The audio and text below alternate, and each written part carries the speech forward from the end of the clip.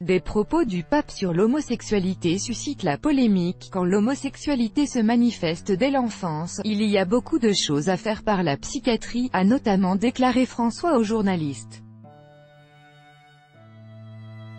Reuters, Alessandro Bianchi interrogé sur les enfants homosexuels dans l'avion qui le ramenait de Dublin, le souverain pontife a recommandé la psychiatrie lorsque les parents décèlent leur penchant dès le plus jeune âge.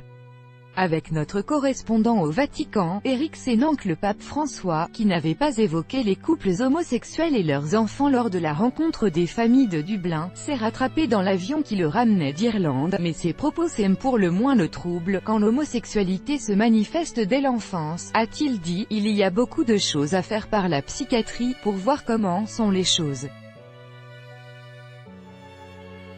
C'est autre chose quand cela se manifeste après 20 ans, à noter que dans la retranscription officielle, le Vatican a retiré le mot « psychiatrie ».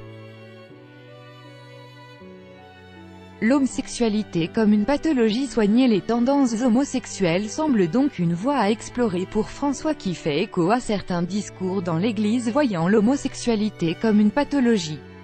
Le souverain pontife a aussi expliqué qu'un parent ne devait pas condamner un enfant homosexuel, qu'il fallait dialoguer avec lui, le comprendre, lui faire de la place.